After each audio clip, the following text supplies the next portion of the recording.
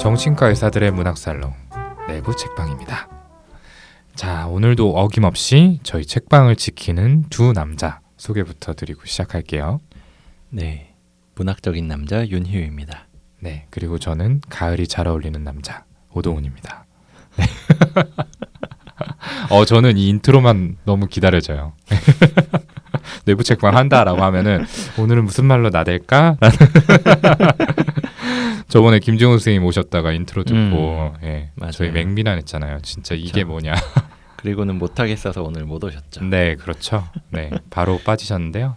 뭐 아무래도 뭐 소양의 미천이 금방 드러나다 보니까 그렇죠. 빠지신 거 아닐까라는 생각이 듭니다.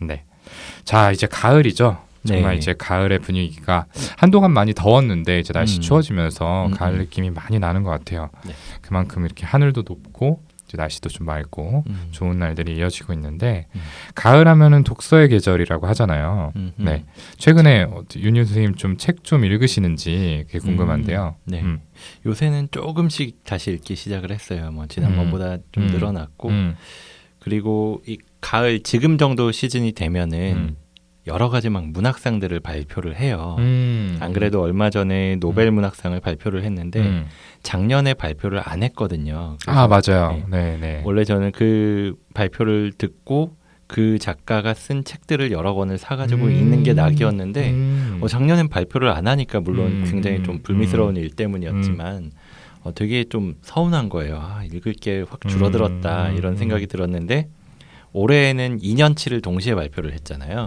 그래서 우선 작년도 수상을 하게 된 올가 토카르추크라는 분의 책을 어렵네요. 네, 폴란드 분이라고 하는데요. 네네네. 그분의 책을 읽기 시작했습니다. 네. 멋있네요. 네. 오동훈 선생님은 요즘에 좀 읽으신 책이 있으세요? 아, 예. 사실 윤유 선생님께서 이렇게 멋있는 답변을 할 줄은 몰랐는데 뭐 누차 말씀드리지만 저는 굉장히 책을 좋아하는 사람이고 별일 없어도 주기적으로 서점에 가고는 합니다.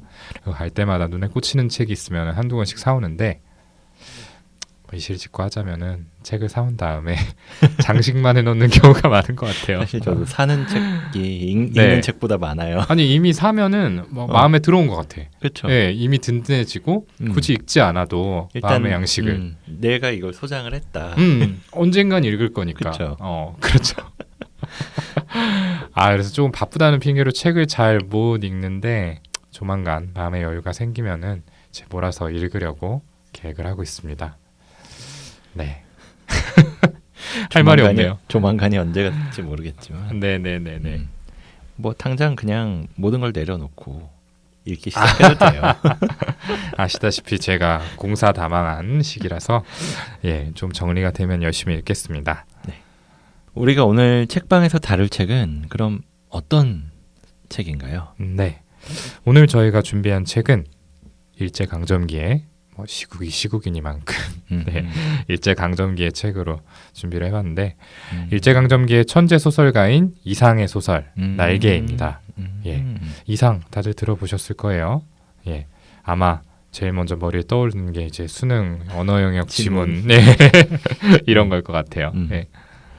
네, 저는 이상 소설보다 시를 먼저 접했는데 되게 약간 부끄러운데 그 서태지라는 가수가 있었어요. 그 가수가 아니 서태지를 그렇게 설명을 해야 되나요? 그래야 될 거예요 이제. 물론 저희와 연배가 비슷한 분들은 다 아시지만 그렇죠. 네네. 그 가수가 발표했었던 앨범에 그 테이프 자켓에 암호로 이상의 시를 써놨었어요. 그 시제 1호라는 시인데 13인의 아해가 도로를 질주하여 이거를 암호로 써놔가지고 그거를 해석하고 이게 도대체 무슨 소리인가. 맞아. 그런 생각이 아해가 도로를 질주하오. 그렇죠. 잊을 수 없죠. 진짜 그래서 이거를 뭐 책으로 뭐 재미를 통해서 읽는다기보다는 사실 뭐 국어 시간에 뭐 교과서에서 아니면은 시험 지문 같은 데서 접한 분들이 훨씬 더 많을 것 같아요. 이 한국 근대문학에 있어서 굉장히 중요한 위치를 차지하고 있는 작가의 이상, 그 이상의 대표작이 바로 이 날개라는 소설인데요. 제가 방금 말씀드린 것처럼 정말 뭐 문법도 파괴가 됐고 뭐 난해한 표현들이 많이 떠오를 텐데 다행히도 이 작품은 도입부를 제외하고는 그런 부분이 별로 없어요. 네, 그렇습니다. 여기까지만 듣고도 뭐야 문학 시간인가?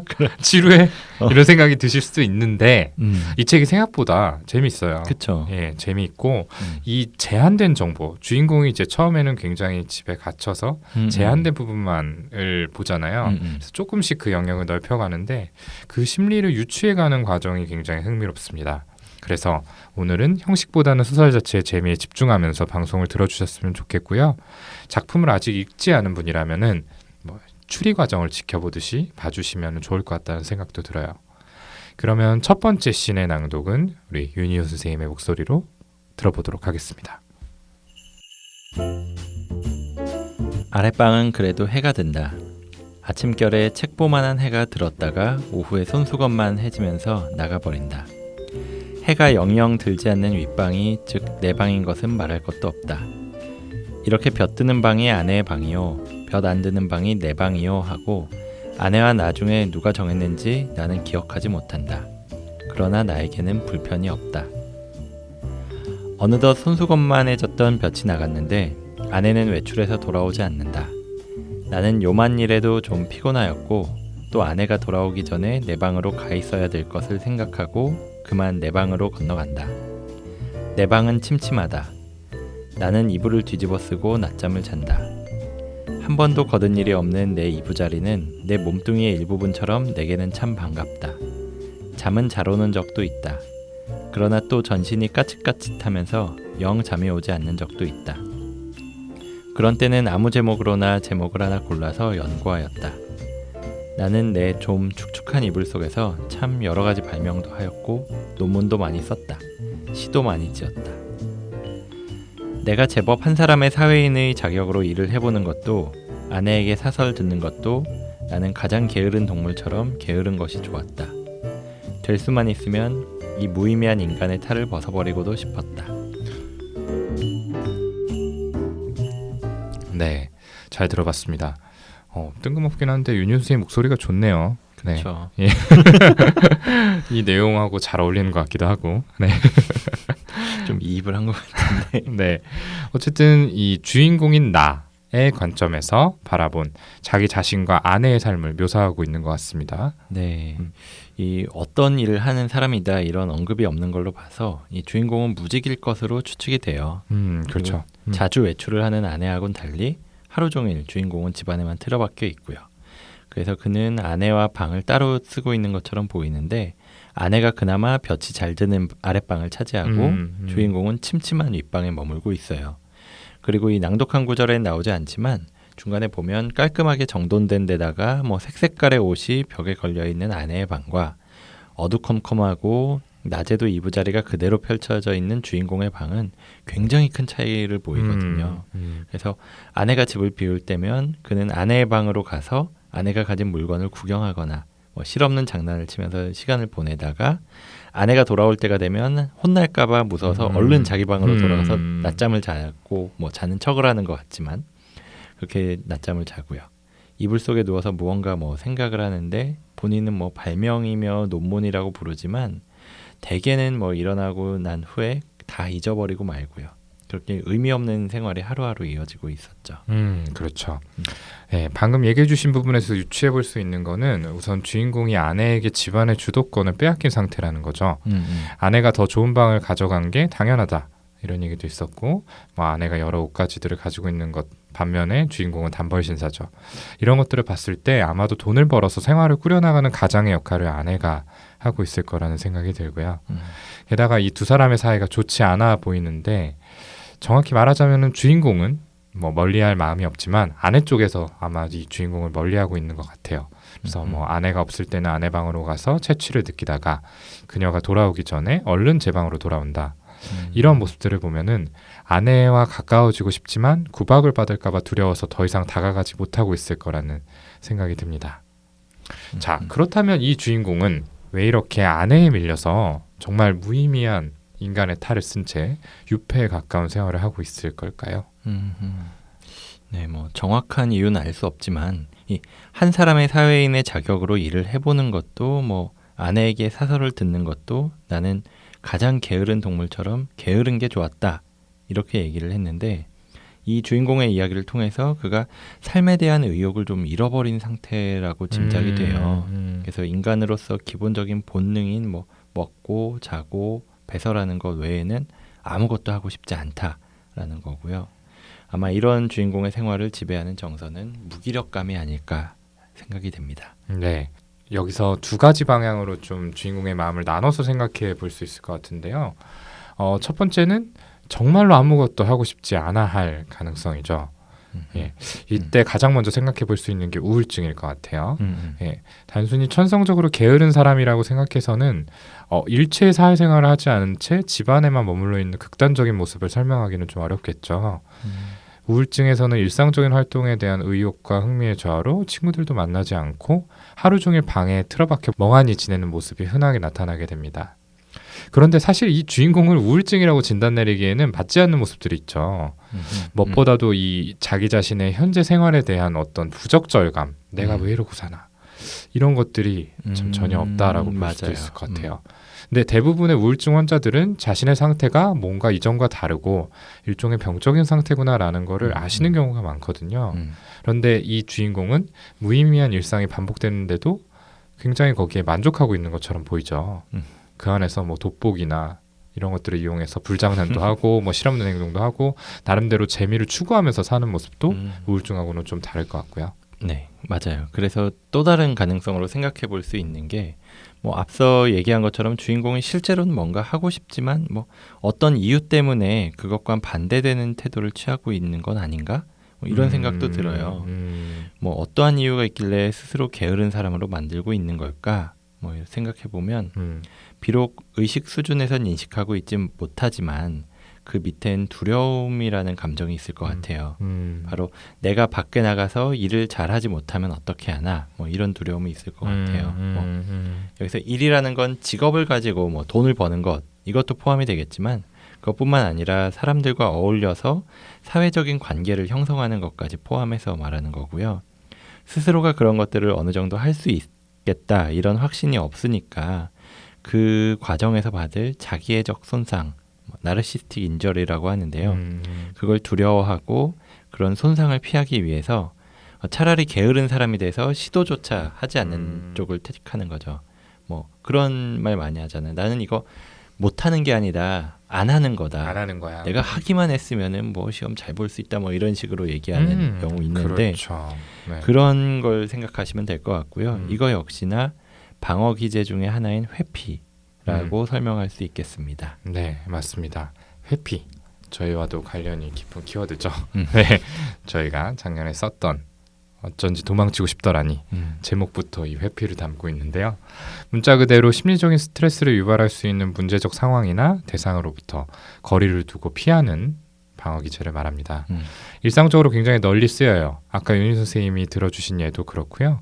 예, 뭔가 이렇게 시험 기간에 공부에 집중하지 못하고 딴짓하는 학생의 행동 여기에도 회피가 들어 있습니다. 그러니까 아까 말한 것처럼 내가 지금 공부를 하지 않으면은 그거는 못한 게 아니라 안 한 게 되는 거죠. 그쵸. 근데 열심히 하게 되면은 만약에 좋은 성적이 안 나왔을 때 나는 능력 없는 사람이 돼버리는 거잖아요. 그러니까요. 예, 이런 두려움이 있기 때문에 예, 이렇게 행동을 하게 되는 겁니다. 그래서 차라리 게으름으로 포장을 해서 자기의 자존감의 손상을 막고자 하는 거죠. 뭐 글 속에서도 내가 적극적인 걸 사색하지 않는 건 단지 성가시기 때문이다 라고 이야기하는 대목이 있는데 이걸 통해서도 주인공에게도 비슷한 심리가 숨어 있을 거다라고 추측을 해볼 수 있겠고요. 귀찮아서 안 하는 거야. 그쵸. 난 적극적으로 뭔가를 할 수 있는 사람인데 그런 거죠. 근데 그 안에는 내가 적극적으로 뭔가를 했을 때 그런 것들이 잘 안 되면 어떡하지? 라는 두려움이 숨어 있을 거란 생각이 듭니다. 네, 이렇게 뭐 이 주인공이 어떤 사람인지 좀 이야기를 해봤는데요. 이어서 이야기가 어떻게 진행되는지는 오동훈 선생님 목소리로 들어보겠습니다. 네. 내객이 아내에게 돈을 놓고 가는 것이나 아내가 내게 돈을 놓고 가는 것이나 일종의 쾌감, 그 외에 다른 아무런 이유도 없는 것이 아닐까 하는 것을 나는 이불 속에서 연구하기 시작했다. 쾌감이라면 어떤 종류의 쾌감일까를 계속해서 연구하였다. 그러나 그것은 이불 속 연구로는 알 길이 없었다. 나는 아내의 밤 외출 틈을 타서 밖으로 나왔다. 나는 거리에서 잊어버리지 않고 가지고 나온 은화를 지폐로 바꾼다. 5원이나 된다. 그것을 주머니에 넣고 나는 목적을 잃어버리기 위하여 얼마든지 거리를 쏘다녔다. 오래간만에 보는 거리는 거의 경의에 가까울 만큼 내 신경을 흥분시키지 않고는 마지 않았다. 나는 과연 피로를 이 이상 견디기 어려웠다. 나는 가까스로 내 집을 찾았다. 나는 내 방으로 가려면 아내 방을 통과하지 아니하면 안 될 것을 알고 아내에게 내객이 있나 없나를 걱정하면서 미닫이 앞에서 기침을 한 번 했더니 이것은 참 또 너무 암상스럽게 미닫이가 열리면서 아내의 얼굴과 그 등 뒤에 낯선 남자의 얼굴이 이쪽을 내다보는 것이다. 나는 이불 속에서 아내에게 사죄하였다. 그것은 내 오해라고. 외출은 왜 했냐고? 나는 그 머리맡에 저절로 모인 5원 돈을 아무에게라도 좋으니 주어보고 싶었던 것이다. 그뿐이다. 이 부분은 주인공이 첫 번째로 외출을 감행하는 장면이죠. 내객이라고 하면 집으로 찾아오는 방문객이 매일 있었던 것 같은데 그 방문객들이 돈을 놓고 가는 걸 주인공이 알아차린 것 같아요. 네, 맞습니다. 이 아내에게 전적으로 의존해서 하루하루를 살아가던 주인공은 아내가 벌어오는 생활비의 출처를 궁금해하다가 이 돈이 아내에게 오는 방문객들이 주는 것이라는 결론에 이르게 되죠. 그런데 대체 무슨 일을 해서 돈을 받는지는 이 주인공의 수준에서는 알 수가 없습니다. 내객이 많은 날에는 아내 방에 가지 못해 방에 웅크리고 있으면 내객들이 돌아가고 난 후에 아내가 방으로 와서 50전 은화를 주게 되죠. 주인공은 그 돈을 왜 주는 건지도 모른 채 돈을 머리맡에 쌓아두기만 하다가 쓸 데가 없어서 변소에 가져다 버리기도 합니다. 예. 이 주인공은 고민을 한 끝에 내객이 아내에게 돈을 주는 거나 아내가 자신에게 돈을 주는 것 모두 무언가 쾌감을 위한 행동이 아닐까라는 가설을 세우게 되죠. 그래서 이걸 검증하기 위해서 돈을 들고 오랜만에 거리로 나서게 되는 겁니다. 그러니까 돈을 누군가에게 줌으로써 어떤 쾌감이 있는지 없는지를 시험해보고 싶었던 거죠. 예. 이렇게 한참 거리를 쏘다니던 주인공은 피로감을 느끼고 늦은 시각 집으로 돌아오게 되는데요. 아내 몰래 방으로 돌아갈 방법이 없었죠. 그러니까 아내 방을 통과해야만 자기 방이 나오기 때문에. 그래서 주인공이 결국에 아내 방에 낯선 남자가 함께 있는 장면을 목격을 하게 되고 결국에 아무 말 없이 그 방을 통과해서 자신의 방으로 돌아오게 됩니다. 네, 이 장면이 참 아이러니한 장면이었어요. 네. 그리고 이걸 통해서 이 주인공의 판단 능력, 그 중에서도 사회적 상황에 대한 판단 능력이 굉장히 떨어져 있다라고 추측을 해봤는데요. 밤늦게까지 아내의 방에서 들려오는 남자들의 말소리, 그리고 웃음소리, 그리고 그들이 주고 돌아가는 돈, 이런 것들을 함께 고려해 보면은 이 아내가 받는 돈이 화대라는 걸 좀 쉽게 짐작할 수가 있거든요. 그렇죠. 근데 주인공은 이불 속에서 연구만 하고 쉽사리 결론에 이르지 못해요. 아내가 준 돈을 어떻게 써야 될지 몰라서 그냥 저금통에 모으다가 변소에 내다 버리기도 하고요. 이렇게 태어날 때부터 능력의 결여가 있었는지도 모르겠지만 또 예전부터 문제가 있었다면 아내와 과연 결혼을 할 수 있었을까 싶기도 그렇죠. 하고요. 네. 그렇다면 오랫동안 이 유폐 생활로 인해서 정상적인 사고를 할 수 있는 기능이 좀 마비되었다라고 보는 게 좀 합리적일 것 같고요. 근데 이 낭독한 부분을 보면 아내가 주인공의 방에 머리맡에 자꾸 돈을 놔두고 간다고 했잖아요. 이 부분은 또 어떻게 해석을 해봐야 될까요? 네. 여기서도 또 가능성을 나눠서 생각을 해볼게요. 가장 먼저 생각해 볼 수 있는 거는 생활비조로 주는 돈이라는 거죠. 근데 별다른 외출도 안 하잖아요, 이 주인공이. 그쵸. 하루 종일 집에서만 지내고 아내가 차려준 밥만 먹고 이렇게 살면서 별도의 생활비가 필요할 리는 없을 것 같아요. 그렇다면은 다른 가능성을 고려를 해야 되는데 이때 생각해 볼 수 있는 게 아내가 어떤 죄책감을 덜기 위해서 하는 행동의 가능성이죠. 예. 이 전후의 사정을 정확히 알 수는 없지만 아내가 남자들에게 이렇게 어떤 웃음을 팔면서 돈을 벌게 된 거는 아마도 어쩔 수 없는 선택일 것 같아요. 누군가는 생계를 위해서 돈을 벌어야 되는데 남편이 그럴 의지도 없고 능력도 없잖아요. 예. 그렇죠.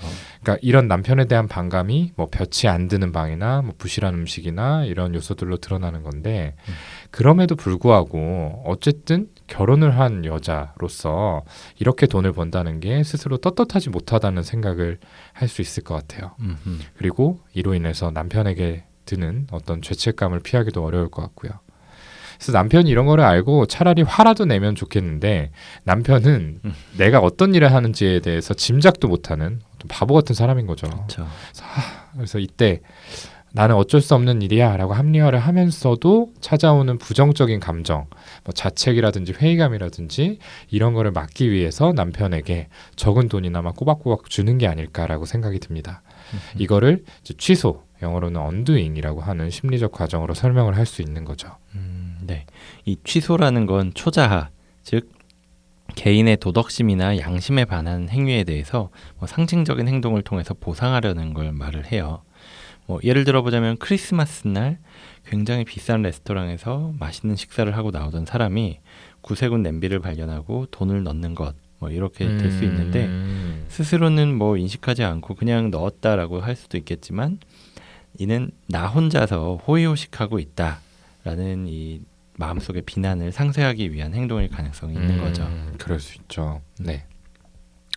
아무튼 결국 아내와 남성이 함께 있는 모습을 봤죠. 낯선 남자가. 예. 주인공은 아무 말도 못한 채 그냥 방으로 돌아오고 이불을 뒤집어 쓴 채 아내가 화를 낼까 두려워하죠. 네 오해야. 뭐 나는 뭐 이러이러해서 나갔어. 이런 부분이 제가 낭독한 부분에 나왔는데요. 이제 이때 주인공이 보이는 불안감과 초조감의 이면에는 어떤 부조리한 현장을 목격했다라는 불편감, 그리고 아내에 대한 배신감, 그리고 내가 이걸 보고도 아무 조치도 못했다 남편으로서 어떤 자책감, 이런 것들이 완전히 뒤섞여 있을 것 같아요. 그래서 제가 낭독한 부분에 이어져서 이제 뒷부분이 있는데, 이제 주인공이 한참 이렇게 이불 속에서 고민을 한 끝에 다시 아내의 방으로 건너가서 자기가 가지고 있던 그 주머니에 들어있던 5원짜리 지폐를 아내에게 줍니다. 그리고 의식을 잃어요. 예. 이 행동이 또 여러 가지 상징적 의미를 지니고 있다라고 생각을 하는데, 이 부분은 우리 분석 전문가 윤쌤에게 좀 설명을 부탁드리겠습니다. 네. 결국 이게 표면적으로는 아내에게 곤란한 상황을 만들어서 미안하다라고 그걸 전하려고 볼 수 있지만, 그 이면에는 아마도 이 아내를 보호하지 못했다는 자책감, 그리고 자기 자신에 대한 부적절감을 상쇄하고자 하는 의도가 있었을 것 같아요. 그리고 또 아내가 준 돈을 돌려줌으로써 뭐 부도덕한 방법으로 돈을 번 아내를 힐난하고자 하는 의도도 비난하고자 하는 아마도 섞여 있었을 거고요. 그러니까 뭐 이 주인공이 완전히 뭐 거기에 대해서 모르고 있다라기보다는 약간 억누르고 있었던 거죠. 그렇죠. 모른 채 하고 있었던 거죠. 네, 그렇게 봐야 되겠죠. 그래서 이 별것 아닌 행동이라도 이건 주인공으로서 굉장히 큰 용기를 필요로 했죠. 그동안 불편한 감정이 드는 상황을 그냥 회피하고만 있었는데, 뭐 소심할 수도 있지만 나름대로는 굉장히 용기를 낸 방법으로 표현을 시도한 거라고 볼 수 있겠고요. 그리고 주인공은 이러한 시도를 성공시킴으로써 그 뒤에 행동 변화를 이끌어낼 수 있게 됩니다. 이 뒤에는 어떤 내용이 이어지는지 다시 한번 오동훈 선생님 목소리로 낭독을 들어볼게요. 네. 나는 어디로 드립다 쏘다녔는지 하나도 모른다. 다만 몇 시간 후에 내가 미스코시 옥상에 있는 것을 깨달았을 때는 거의 대낮이었다. 나는 거기 아무데나 주저앉아서 내 자라온 26회를 회고해 보였다. 몽롱한 기억 속에서는 이렇다는 아무 제목도 불그러져 나오지 않았다. 나는 또 나 자신에게 물어보았다. 너는 인생에 무슨 욕심이 있느냐고. 그러나 있다고도 없다고도 그런 대답은 하기가 싫었다. 나는 거의 나 자신의 존재를 인식하기도 어려웠다. 우리 부부는 숙명적으로 발이 맞지 않는 절름발이인 것이다. 내가 아내나 제 거동에 로직을 붙일 필요는 없다. 변해야 할 필요도 없다. 사실은 사실대로, 오해는 오해대로 그저 끝없이 발을 절뚝거리면서 세상을 걸어가면 되는 것이다. 그렇지 않을까? 나는 불현듯 겨드랑이가 가렵다. 아하, 그것은 내 인공의 날개가 돋았던 자국이다. 오늘은 없는 이 날개. 머릿속에서는 희망과 야심에 말소된 페이지가 딕셔너리 넘어가듯 번뜩였다. 나는 걷던 걸음을 멈추고 그리고 어디 한번 이렇게 외쳐보고 싶었다. 날개야 다시 돋아라. 날자, 날자, 날자. 한 번만 더 날자꾸나. 한 번만 더 날아보자꾸나. 네, 이 부분은 소설의 마지막 부분이죠. 이 나는 불현듯 겨드랑이가 가렵다로 시작하는 이 마지막 구절.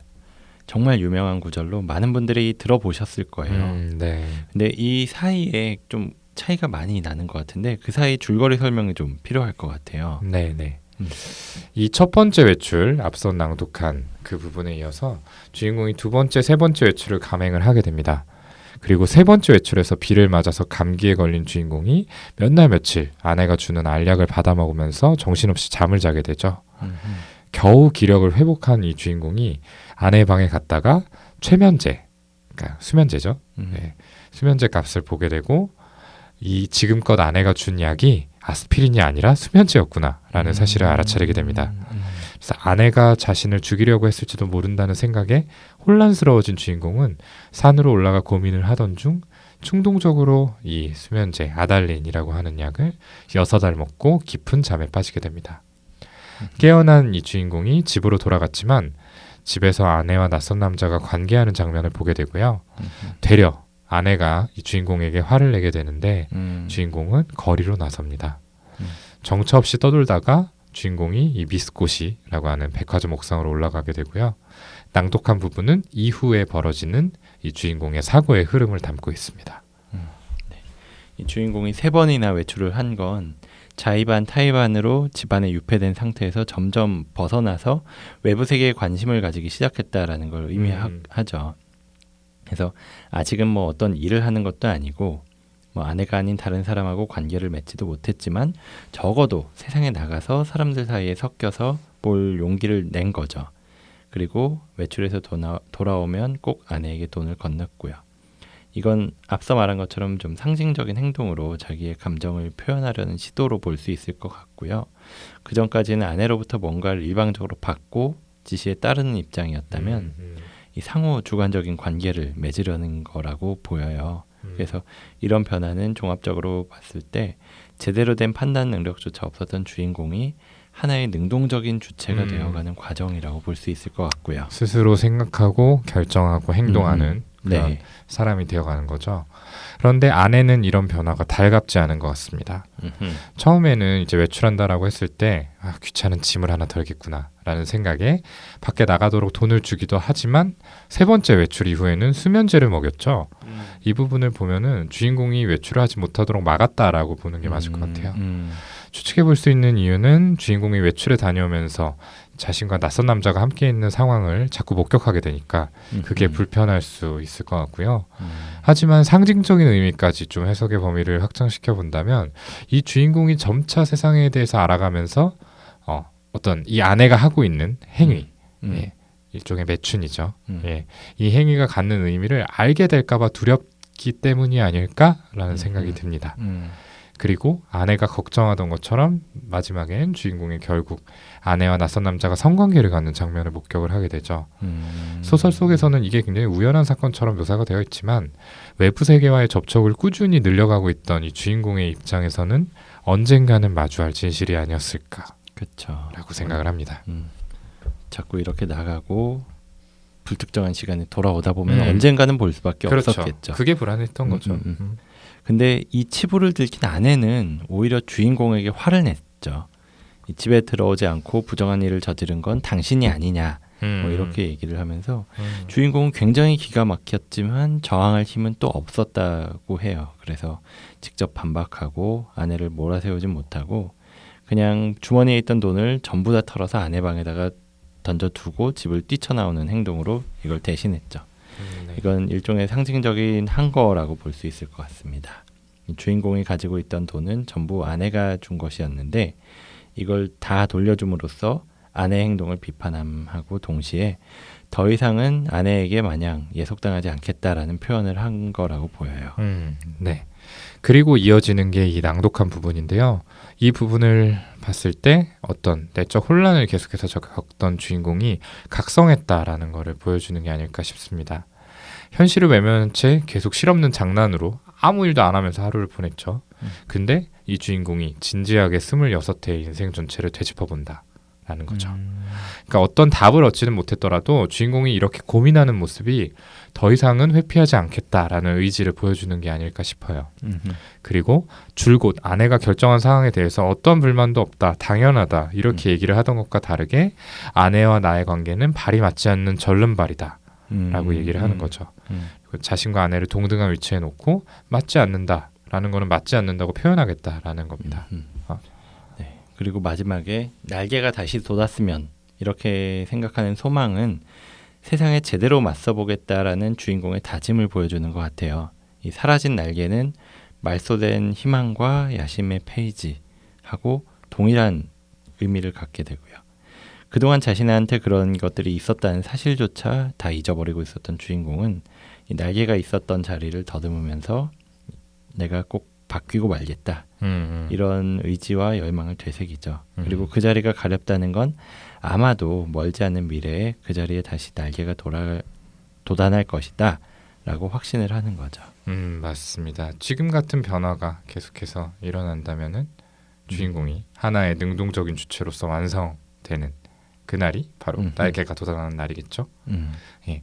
이 소설이 또 상징적인 의미로 해석되기도 하는데 주인공인 나는 이제 일제 치하에서 신음하던 대부분의 국민들, 그리고 아내는 일제에 동조한 대가로 부와 권력을 누리던 일부 친일파를 의미한다 라고 본다고 합니다. 예, 그렇게 보면은 또 어떤 의미가 담겨 있는지 다르게 느껴지기도 할 텐데 예, 저희가 진짜 요 마지막 부분 얘기하면서는 진짜 거의 언어 영역 자, 이 부분 기억하세요? 그러니까 뭐 순간 막 진짜 막 옛날 생각이 막 났어요. 그때 그러니까. 공부하던 이 부분의 의미는 그러니까요, 맞아요. 그 첨삭하면서 막 그렇게 막 다 적고 그랬었는데 특히 윤희우 선생님이 사라진 나에게는 말소된 희망의 야심의 페이지와 동일한 의미를 갖는다. 그렇죠. 날개와 같은 의미를 갖는 것은 이렇게 동그라미 치고 는 네, 맞아요. 네, 그래서 뭐 그런 느낌을 받기도 했지만 이 책 재밌지 않나요? 재밌어요. 네네. 진짜. 이렇게 읽어보니까 저는 또 나름 의미를 또 찾을 수 있고 재밌게 볼 수 있었던 책이라 여러분께 소개를 드려보고 싶었습니다. 꼭 숨어있는 의미를 찾지 않아도 이 주인공의 모습을 통해서 오늘 저희가 드린 이 해석들을 바탕으로 생각을 해봤을 때 우리 자신은 지금 어떤 상태에 있는지를 되돌아볼 수 있는 좋은 작품인 것 같아요. 나의 나에게는 돋아나 있는지 아니면 다시 돋아날 준비를 하고 있는지, 그것도 아니라면은 그냥 현실에 안주하면서 그 흔적이 희미해지고 있는 건 아닌지 한번 생각해 보셨으면 좋겠습니다. 다시 또 무거워지네. 네, 저희 이야기는 여기까지고요. 저희는 다음 시간에 더 재미있고 여러분께 꼭 소개해드리고픈 작품을 들고 다시 찾아뵙도록 하겠습니다. 오늘도 들어주셔서 감사합니다. 감사합니다.